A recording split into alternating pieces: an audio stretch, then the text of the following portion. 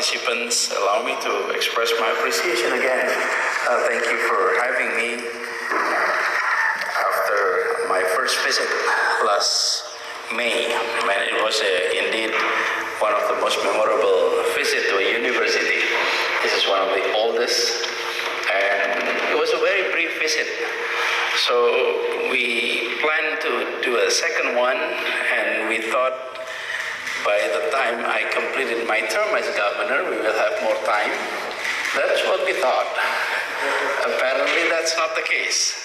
And this is my second, and I truly appreciate the invitations, not only to the university, but also the invitation to serve as one of the board members for the Institute for ASEAN Studies here at Oxford University. So it is indeed a privilege and honor to serve. I look forward for that, and I'm very much hopeful that the Institute will provide more appetite to the world to pay more attention to Southeast Asia. And as we know, Southeast Asia is one of the most peaceful region in the past 50 years. So now I've been also invited to share some of my thought about ASEAN, and therefore allow me to share some of my thinking about ASEAN and how ASEAN, Southeast Asia will shape the global future and how we can engage better. Allow me to share some of the basics about Southeast Asia. ASEAN is a region of different markets, very economic developments, and very diverse in terms of culture. And it has made this region one of the most competitive in today's world. And diversity has led investors from a wide range of opportunity, and seeing this region as a region that has tremendous potentials. And the countries in ASEAN, we have 10 countries, and it varies significantly. The largest, Indonesia, we have around 270 million people. And the smallest is Brunei, that has only around 400,000 people. And if I remember managing Jakarta, 400,000 is smaller than Kecamatan Cengkareng. Because Cengkareng is 600,000 people. And you have Indonesia that have 1.8 million square kilometers. It's around 2,600 times bigger than Singapore. So we're talking about a region with more than 650 million people, and varied in terms of size of economy, in terms of size of populations. But on the other hand, this is also a region where we are seeing diversity and unity walk hand in hand. When it comes to diversity, I think it's hard to find other region as diverse as Southeast Asia. We have hundreds of languages, hundreds of ethnic groups, and also 10 different countries. However, when it comes to common language, the people of Southeast Asia, ASEAN has decided to use the official language of English. So the official language of ASEAN is English, even though some of our language in the region is quite similar, sometimes with different meaning. Selamat pagi in Indonesia and Malay means good morning. But salamat pagi in Tagalog means thank you. So same pronunciation, same language with different meaning. It shows diversity of us. But the question is also why ASEAN matters today. I think think I mentioned earlier about the economy. ASEAN as a member of regional bloc with a combined GDP of $3.2 trillion and a population of 662 million people.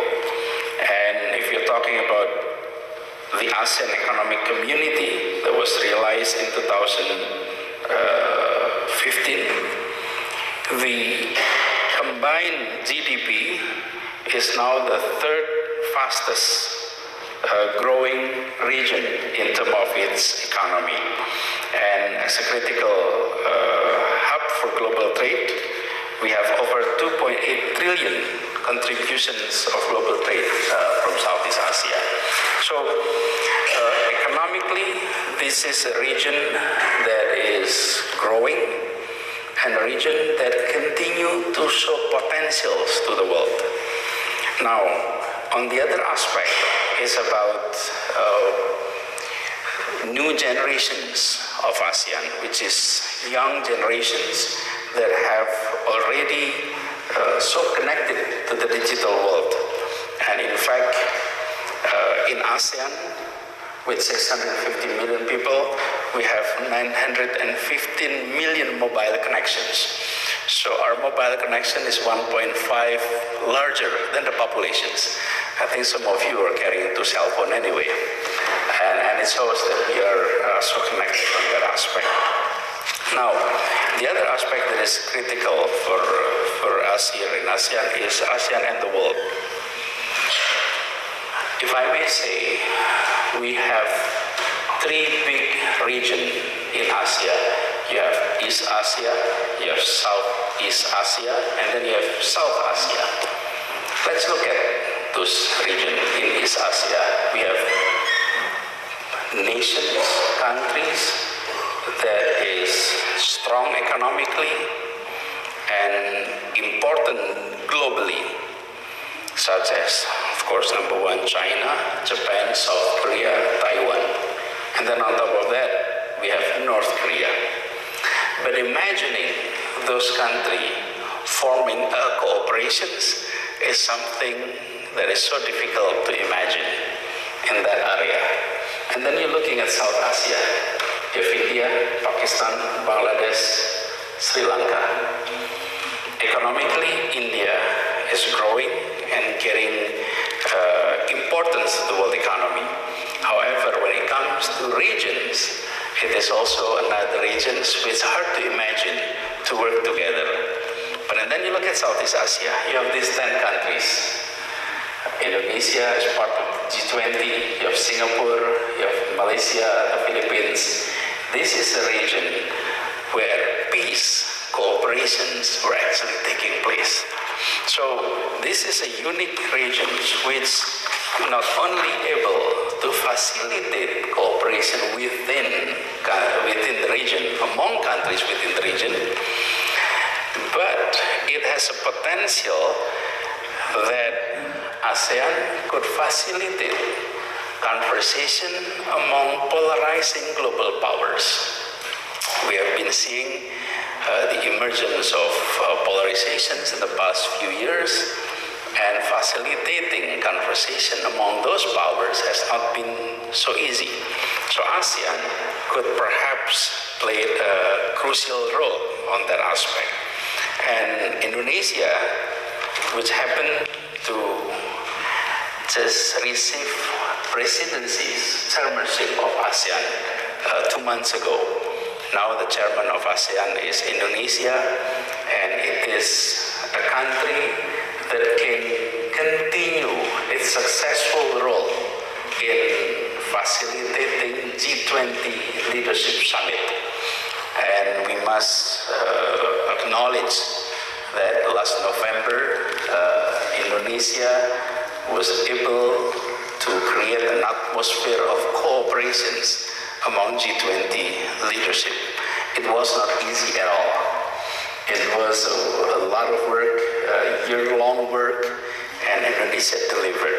So we thought that having ASEAN as a region that can emerge at the global level, and on the other hand, we're seeing Indonesia is on the leadership, I'm hopeful that we will be seeing more roles of Indonesia and more roles of ASEAN in the world arena. Now, if I may also share some thought on this, is the fact that when it comes to leadership, often it all starts at home. You can only play leadership role in the global arena if domestically you're also showing successes. There is no way you can play an international role with credibility if at home you're not doing so. So I think this is one of the challenges in Indonesia, is ensuring our democracy consolidate, our economic development is with quality growth is happening, and with that we will be able to play that role. So we do hope that with Indonesia's leadership, with ASEAN potentials to play a bigger role in the world, and us, the society, the civil society of Indonesia, helping to ensure our democracy consolidate, we will be seeing better roles of Indonesia and ASEAN in the world. And we do also hope that global polarizations that we have been witnessing in the past few years can be navigated in a strategic way by countries of ASEAN, including Indonesia.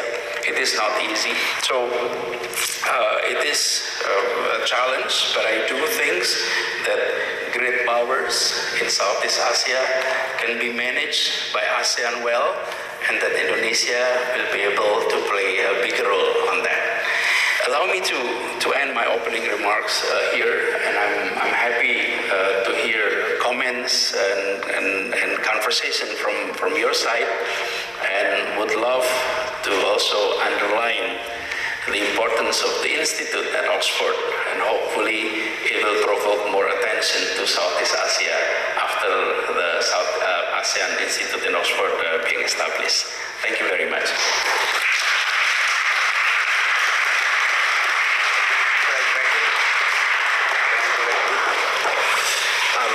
Can I just say, before the Governor takes Q&A, I know we have a lot of guests here today that you've probably never been inside this room before, and I was explaining to the Governor what this room is.